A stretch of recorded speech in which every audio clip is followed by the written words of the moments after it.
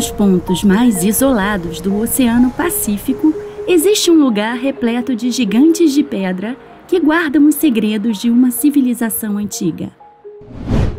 Mas o que levou um povo a erguer essas estátuas colossais em um local tão isolado? Uma das ilhas habitadas mais remotas da Terra, a 3.700 quilômetros a oeste da América do Sul e 4.100 quilômetros a leste do Tahiti, a Ilha de Páscoa recebeu esse nome porque ela foi avistada em um domingo de Páscoa em 5 de abril de 1722.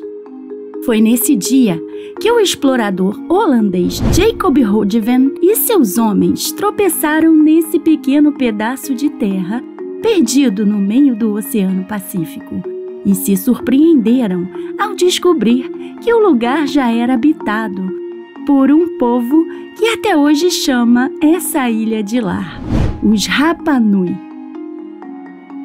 A primeira coisa extraordinária sobre esse lugar é como as pessoas o descobriram, como alguém a encontrou na imensidão do oceano e acabou se estabelecendo nessa região selvagem. As grandes estátuas megalíticas que se elevam sobre a paisagem fizeram de Rapa Nui a ilha famosa que conhecemos hoje.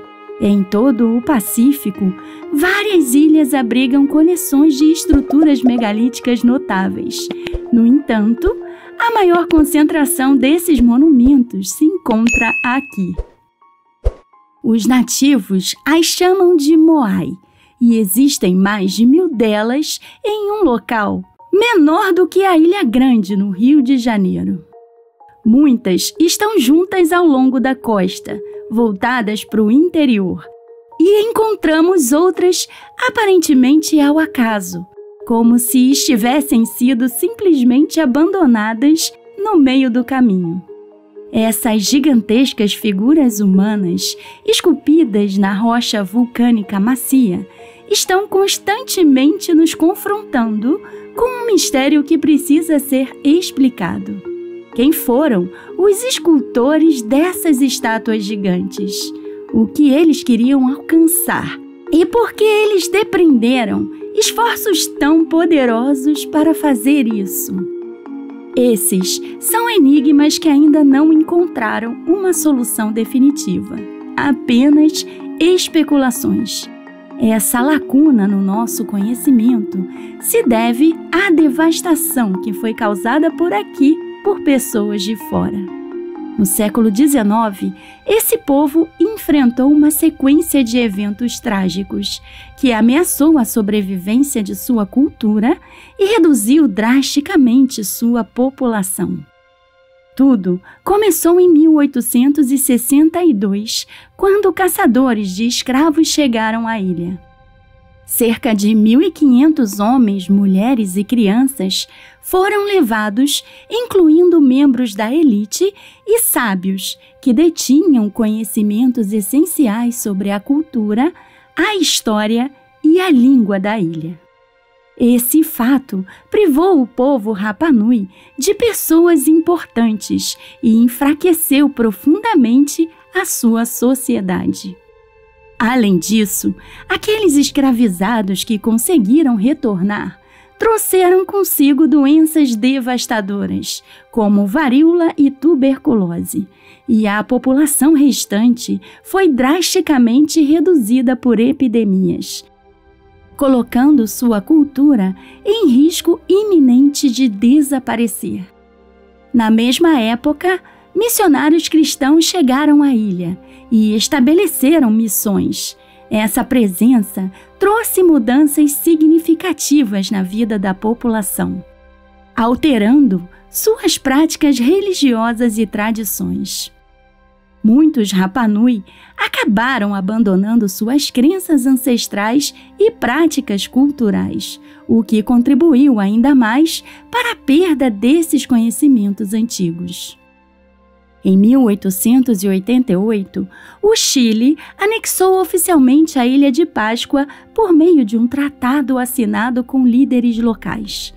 Embora o povo nativo acreditasse que esse tratado permitiria o uso compartilhado da ilha, na prática, o que resultou foi um controle quase total do Chile sobre o território. Com o tempo, a maior parte das terras foi destinada à criação de ovelhas por empresas chilenas e os Rapa Nui foram confinados a uma pequena área da ilha. Todos esses eventos devastadores e as consequências que se seguiram deixaram uma marca profunda na cultura Rapa Nui. Sua antiga população foi drasticamente reduzida e os poucos que resistiram se refugiaram em túneis de lava subterrâneos. Poucos dos restantes preservaram as tradições orais e as transmitiram às novas gerações. Mas uma memória ainda ressoa nas origens dessa ilha distante, a de que apenas 111 pessoas nativas sobreviveram ao século XIX. Foi um grande desastre cultural. Para se manter vivo o conhecimento, é preciso muitas pessoas, e com apenas algumas delas, muito pouco sobrou. E no fim, todos nós perdemos grande parte dessa história. No entanto, mesmo apesar dessas circunstâncias esmagadoras, os Rapa Nui mantiveram memórias sobre o mistério mais intrigante dessa pequena ilha: os Moai. Os Moais eram tradicionalmente conhecidos pelo povo Rapa Nui como Aringaora Otetapuna, o que significa a face viva dos ancestrais. A ideia é de que os Moais representavam seus antepassados, pessoas reais que existiram no passado. Essas pessoas foram importantes para aquela sociedade e por isso foram homenageados. De acordo com a tradição Rapa Nui, é por essa razão que eles possuem características distintas, que estão relacionadas com a sua posição. Ainda segundo a tradição oral, os Moai, além de serem memoriais megalíticos, também possuem um poder sagrado e espiritual de seus ancestrais chamado Mana. Mana é uma energia espiritual ou força sobrenatural que permeia pessoas, objetos e até lugares. Esse poder invisível é visto como uma essência vital, capaz de influenciar a vida, trazer proteção, cura, sucesso e até mesmo destruição. Na Ilha de Páscoa, o Mana é fortemente associado aos Moais. Quando as pessoas morrem, a família manda fazer um Moai com a intenção de que a alma do Mana, do espírito dessa pessoa, entre no Moai. Mas esse Mana só começa a fluir depois que os Moais são colocados no lugar e devidamente finalizados. No momento em que o Moai estiver seguro na plataforma, são feitos os buracos para os olhos, onde são colocados coral e às vezes obsidiana ou outras rochas. E a partir desse momento, eles deixam de ser Moais e passam a ser a face viva dos antepassados. Então, assim que os olhos ficam prontos e eles estão em sua plataforma olhando em direção à cidade, eles passam a proteger a família. Por isso que os Moais são profundamente sagrados para o povo. Então, será que isso significa que essas enormes estátuas foram esculpidas originalmente pelos ancestrais dos Rapa Nui? Ou será que elas já estavam ali? Com base em testes genéticos, sabemos que eles descendem de grandes navegadores antigos, os polinésios. A datação por carbono dos assentamentos humanos mais antigos sugere fortemente que essa foi uma das últimas ilhas onde eles chegaram há cerca de 1.100 anos, com alguns estudos mais recentes propondo que as primeiras pessoas chegaram ainda mais recentemente, há apenas 800 anos ou menos. Mas parece que esse local pode ter sido explorado pela primeira vez por um pequeno grupo de navegadores altamente sofisticados muito mais atrás no tempo. talvez na pré-história. Fragmentos de uma história de origem anterior e diferente parecem contradizer essa linha do tempo arqueológica.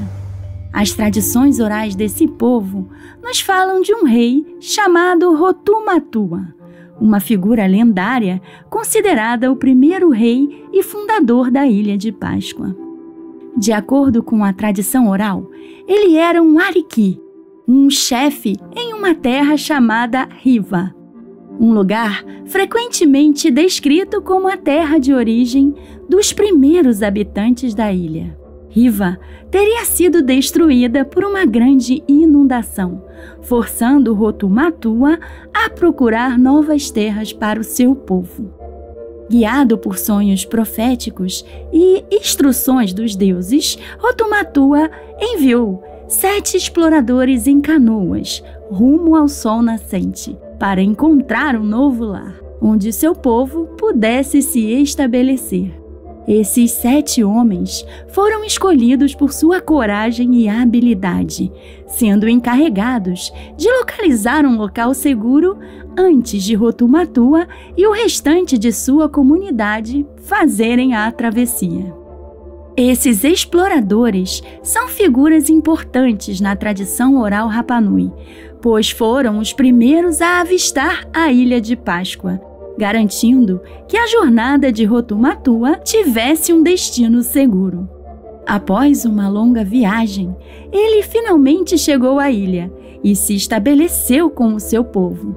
Segundo a lenda, ao chegar, ele dividiu a terra entre seus filhos, formando diferentes clãs que constituíram a base da sociedade Rapanui.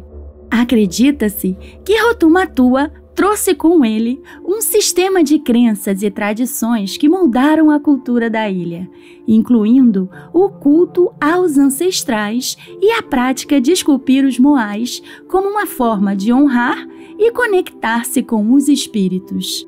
A lenda também afirma que ele morreu na ilha e foi sepultado em um local sagrado conhecido como Anaquena, uma das praias mais famosas da ilha e considerada a primeira área onde o povo Rapanui se estabeleceu. Essa é uma história fundamental para a identidade cultural dos Rapanui, e a figura de Rotumatua e sua jornada mítica são temas recorrentes dessa cultura oral. E até hoje, muitos habitantes da ilha mantêm o orgulho de sua ascendência, vendo-se como descendentes de um líder que, por sua sabedoria e coragem, garantiu a sobrevivência de seu povo em uma das ilhas mais isoladas do mundo. Então agora, temos uma tradição que mais uma vez nos conta sobre uma grande inundação. E temos a informação de uma exploração que antecedeu essa descoberta. Logicamente, temos que nos perguntar se esse evento realmente aconteceu.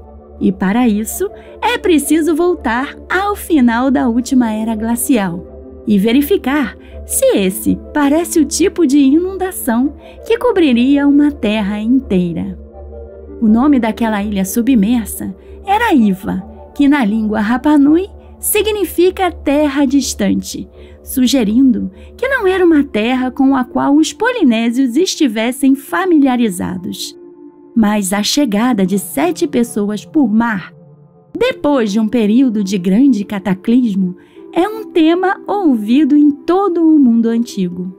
Desde os Apicalo da Mesopotâmia aos 7 sábios do Egito, passando aos 7 rishis da Índia, todas essas tradições nos falam de um pequeno grupo de sobreviventes que chegaram de uma terra distante em uma época de caos, com a missão de recomeçar a civilização. Coincidência? Ou essas histórias poderiam ser memórias de eventos reais vividos por muitas culturas antigas ao redor do mundo?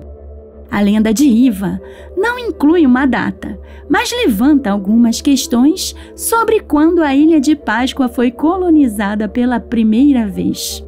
Compreendemos a expansão polinésia e não contestamos que a população da Ilha de Páscoa hoje descenda da Polinésia, Mas a questão é que, independente disso, a ilha poderia ter sido colonizada antes disso. E, infelizmente, os Moais não podem nos ajudar a responder essa pergunta. Eles são esculpidos com um tipo de rocha macia chamada tufo, uma forma de cinza vulcânica transformada em pedra, e por isso eles não podem ser datados. Sempre que isso acontece, os arqueólogos confiam na datação da matéria orgânica incrustada. Nesse caso, nas plataformas onde se encontram muitos dos Moai. Um deles, chamado de Ahu-Nau-Nau, localizado na praia de Anaquena, que abriga 7 Moais, foi datado entre 400 e 900 anos, quando historiadores passaram a acreditar que os nativos começaram a esculpir os Moai. Esse Moai é especial, pois Anaquena é considerada a primeira área de assentamento dos Rapa Nui. Mas se isso for verdade, significa que depois de alguns séculos, vivendo de forma simples, sem vestígios de desenvolvimento e das habilidades necessárias, de repente, o povo Rapa Nui embarcou nesse projeto gigantesco e continuou até poucas décadas antes da chegada dos europeus. Repare, muitas das plataformas chamadas Ahus são bem rústicas em comparação com as estátuas. Então, nós não podemos deixar de nos perguntar: será que as plataformas têm a mesma idade das estátuas que estão em cima delas? Ou será possível que as estátuas tenham sido reerguidas por pessoas que chegaram na Ilha de Páscoa bem após a sua construção? Isso nos daria uma ideia totalmente falsa da idade das estátuas, baseadas nas plataformas. Sabemos que ao longo da história, muitos objetos de grande valor cultural foram posteriormente transferidos e expostos em ambientes mais novos. Roma possui muitos obeliscos egípcios trazidos durante o Império Romano.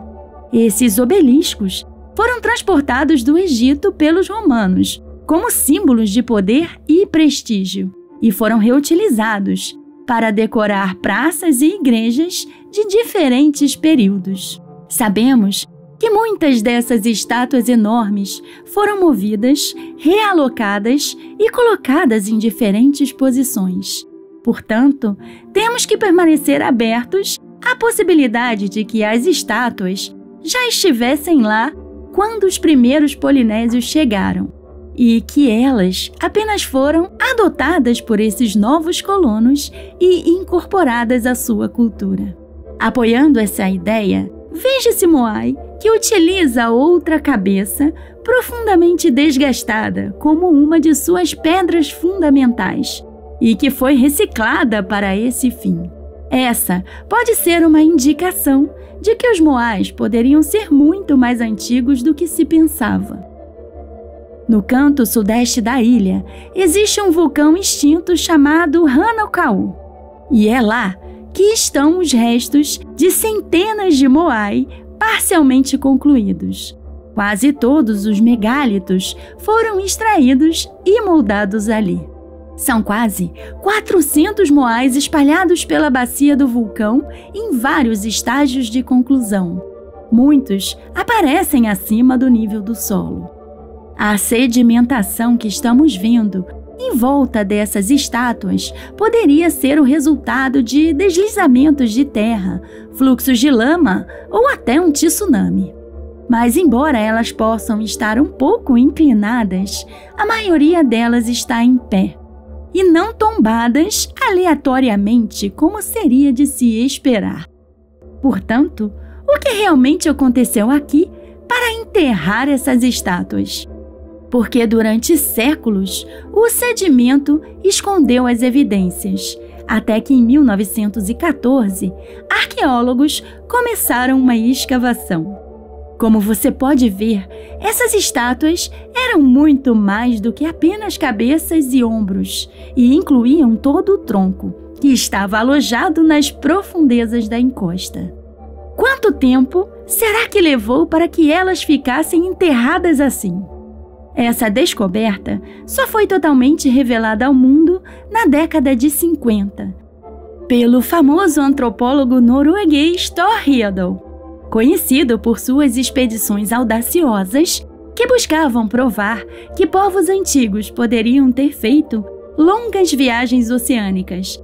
Ele ganhou fama mundial com uma expedição em 1947, na qual navegou da América do Sul até a Polinésia em uma balsa feita de madeira, usando apenas materiais e técnicas que ele acreditava serem semelhantes às dos povos pré-colombianos. Com essa viagem, ele queria demonstrar a possibilidade de que povos sul-americanos poderiam ter alcançado a Polinésia em tempos antigos. Na década de 50, ele conduziu pesquisas na Ilha de Páscoa, onde estudou os moais e as tradições locais. Ele sugeriu que havia uma conexão cultural entre a Ilha de Páscoa e civilizações sul-americanas, especialmente os povos pré-colombianos da costa do Peru. Essa teoria, no entanto, foi bastante contestada pela comunidade científica que defende a origem polinésia dos habitantes da ilha. Hoje, ele é lembrado como uma figura controversa, pois como suas teorias eram inovadoras, eram muitas vezes questionadas pelos arqueólogos e antropólogos tradicionais. Apesar disso, suas expedições e livros deixaram um legado significativo na área da exploração antropológica. Ele estava convencido de que faltava algumas peças na história do nosso passado e tentou mostrar que no fundo da pré-história, os humanos antigos eram capazes de realizações que tendemos a atribuir somente a humanos que vieram muito depois. Exatamente como esse misterioso projeto de construção, onde os arqueólogos nos dizem que os últimos moais só foram esculpidos há cerca de 400 anos. Embora pareça improvável que em uma ilha tão pequena, uma quantidade tão grande de sedimentação pudesse ter se acumulado à sua volta em tão pouco tempo. Nenhum desses moais apresenta evidências de sepultamento intencional. Então, parece não haver outra explicação. Será que o que estamos vendo é o resultado final de um processo de sedimentação que não teria levado centenas de anos, mas milhares deles? O grande problema com essa teoria é que não existem evidências de habitação humana datando de tão longe no tempo. Ou será que existem? Sônia Raoa Cardinale é uma arqueóloga e pesquisadora chilena de origem Rapa Nui, conhecida por seu trabalho extensivo na Ilha de Páscoa. Ela é uma das principais estudiosas da cultura Rapa Nui e tem contribuído significativamente para a compreensão da ecologia, agricultura e desenvolvimento social da ilha.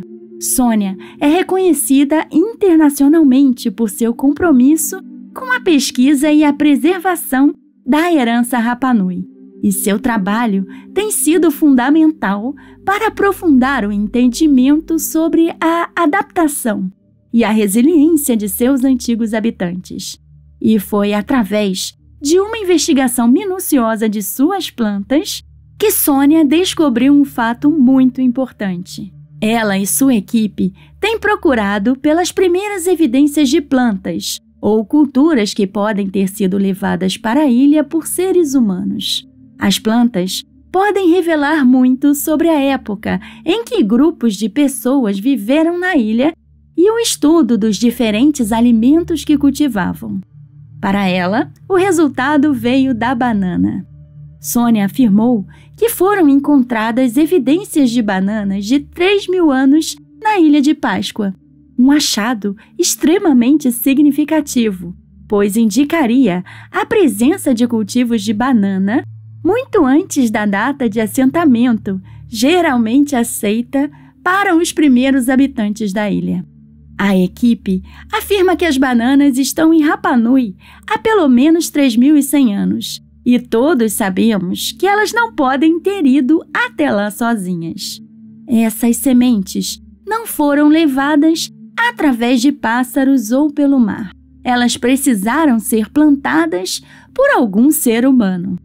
Isso nos indica que Rapa Nui já abrigou pessoas que chegaram em períodos diferentes. Essa descoberta foi uma grande surpresa e mudou um pouco a história desse lugar. À luz dessas novas evidências, a pré-história de Rapa Nui tem que ser reconsiderada, porque as descobertas de Sônia sugerem que os colonos polinésios chegaram nessa ilha muito antes do cronograma aceito. Ou quem sabe, com base nas tradições orais desse povo, foram os 7 exploradores que tenham chegado aqui milhares de anos antes do que alguém jamais imaginou ser possível. Será que existe um episódio esquecido na história dessa ilha? No capítulo anterior, escrito pelos sobreviventes do cataclismo global, que aconteceu há 12 mil anos. Se os humanos chegaram nessa ilha há milhares de anos, então onde estão os vestígios arqueológicos que esperamos encontrar? Não podemos esquecer que no auge da última era glacial, o nível do mar estava 120 metros mais baixo do que é hoje. Dessa forma, a Ilha de Páscoa teria sido uma ilha muito maior. Toda essa terra poderia ter sustentado uma população gigantesca, o que poderia ajudar a explicar como esse enorme projeto de escultura Moai foi realizado. Os seus construtores provavelmente escolheram a costa para viver. E agora, essa antiga costa está perdida debaixo d'água. O terreno mais alto que vemos agora serviu apenas para retirar as rochas para o projeto de construção das estátuas. Nós nem sempre temos a noção de quanta terra foi perdida devido ao aumento do nível do mar no final da era glacial. Mas a estimativa é de aproximadamente 16 milhões de quilômetros quadrados, a maior quantidade de terra que o mundo já teve. Quando o nível do mar subiu repentinamente, essas costas ficaram submersas, assim como qualquer coisa construída nessas áreas, que foi despedaçada e destruída. Então, só Deus sabe o que foi perdido com o aumento do nível do mar. Mas sabemos que as primeiras pessoas que viveram ali desenvolveram mais do que apenas habilidades extraordinárias de escultura em pedra. A tradição afirma que seu grande fundador, o rei Rotumatua, trouxe com ele, de sua terra distante, uma língua escrita. Seus restos foram preservados em tábuas de madeiras conhecidas como rongo-rongo. Essas tábuas contém inscrições de um sistema de escrita único e enigmático que ainda não foi totalmente decifrado. Elas são extremamente raras e apenas algumas sobreviveram ao tempo.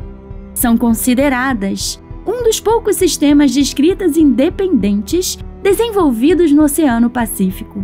A função exata do rongo-rongo é um mistério, mas muitos pesquisadores acreditam que ele possa registrar genealogias, mitos ou informações históricas dos antigos Rapa Nui. Elas são provavelmente cópias de cópias que foram sendo criadas ao longo dos tempos, conforme os originais foram se perdendo na história. Hoje, menos de 30 rongo-rongos sobreviveram, agora preservados em museus de todo o mundo. Para os habitantes de Rapa Nui, essas tábuas ocupam um lugar especial na história e representam uma conquista incrível desse povo, porque normalmente o desenvolvimento de uma escrita está associado a uma cultura grande e altamente organizada.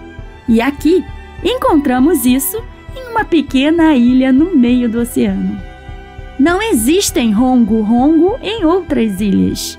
Infelizmente, com os ataques sofridos no século XIX e a destruição completa da tradição da sabedoria da Ilha de Páscoa, a capacidade de ler as tábuas também foi perdida e agora representa um dos grandes mistérios do mundo antigo. Os linguistas Dizem que existem muitos símbolos diferentes para que essa escrita seja um alfabeto.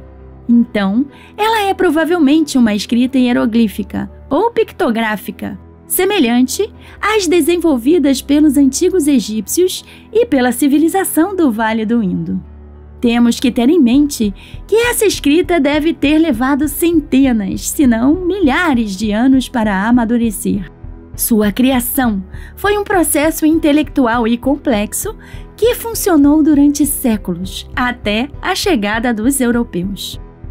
A presença de uma escrita complexa e totalmente evoluída na Ilha de Páscoa é um paradoxo, um mistério que ainda não foi explicado. Por isso, talvez nós devêssemos considerar a possibilidade de que essa escrita tenha sido trazida pela primeira vez para a Ilha de Páscoa em uma pré-história remota.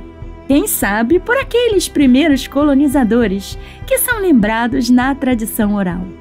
Lógico que isso é apenas especulação, mas nós não poderíamos estar olhando para uma linguagem utilizada por uma civilização perdida que existiu antes do dilúvio, uma que chegou à ilha antes, cuja cultura e conhecimentos foi integrada pelos viajantes polinésios e que tiveram sua história de origem e língua preservadas por esse povo que se autodenomina Rapa Nui.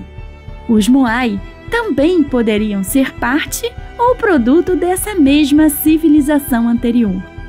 Existem evidências de que os Arrus, que apoiam os Moais, podem ter sido baseados em um modelo mais antigo, criado por outra pessoa como esse. Esse é o Arru Vinapo. Ele é conhecido por ser construído com pedras de basalto duro, ao contrário da maioria dos Arrus da Ilha de Páscoa, que utilizam o tufo vulcânico, uma rocha mais macia e fácil de esculpir. O Arru Vinapo se destaca por sua técnica de construção, que lembra as paredes de pedra das culturas andinas e, especialmente, a precisão do encaixe entre os blocos de basalto. Essa técnica impressiona principalmente por ser muito similar ao trabalho de alvenaria visto no antigo Império Inca. Essa é uma questão que não podemos deixar passar desapercebido. Seus blocos megalíticos estão intrinsecamente encaixados de uma forma muito superior a qualquer outro Arru da ilha. Na verdade, ele foi feito com tanta precisão pelos construtores originais que nenhum material orgânico contemporâneo ficou preso nas juntas, tornando suas origens indecifráveis. Mas ele parece deslocado do resto. Por isso, fica fácil para imaginar que isso poderia ter sido obra de uma cultura diferente. Mas como eles teriam chegado até lá? Será que é possível que alguma cultura pré-histórica de navegação global poderia realmente ter navegado até ali? Talvez possa existir uma possibilidade intrigante. A Ilha de Páscoa fica no extremo oeste de uma cordilheira de montanhas submarinas. Durante a Idade do Gelo, quando o nível do mar estava 120 metros mais baixo e o fundo do oceano mais alto, por causa de um fenômeno conhecido como isostasia, os picos de algumas montanhas podem ter rompido a superfície, criando uma cadeia de pequenas ilhas ligando Rapa Nui ao litoral do atual Peru. E chegando lá, existe outra coisa notável esculpida em uma colina e voltada para o oceano. Um geoglifo gigante, conhecido como Candelabro de Paracás. A areia foi raspada na forma de um enorme tridente que mede cerca de 180 metros de altura e é visível a vários quilômetros de distância, tanto do mar quanto da costa. Assim, à medida que você se aproxima da costa do Peru, ele parece quase um farol ou um marcador, quem sabe indicando um caminho. A origem e o propósito exatos do candelabro são desconhecidos. O grifo não pode ser datado com segurança, embora a cerâmica encontrada nas proximidades tenha sido atribuída à cultura local de Paracás, em 200 a.C. Paracás foi uma civilização pré-colombiana que habitou a costa sul do Peru, principalmente na península de Paracás, entre aproximadamente 800 a.C. até 1000 d.C. Essa cultura é conhecida principalmente por suas práticas funerárias e pela criação de crânios alongados.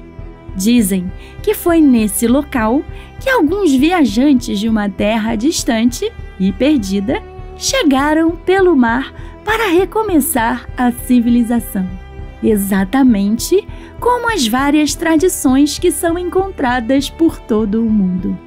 Então, temos que levá-las um pouco mais a sério, porque contar histórias é uma forma poderosa de transmitir conhecimento de geração em geração. Então, esse foi o nosso vídeo de hoje. Eu sou a Di e esse é o canal Turismo Sem Fronteiras. Se gostou e quiser, nos deixe seu like, se inscreva no canal e ative o sino das notificações. Se puder, com bem menos de R$ 8 por mês, você se torna um membro do nosso clube de canais e nos ajuda a continuarmos trazendo esse tipo de conteúdo até você.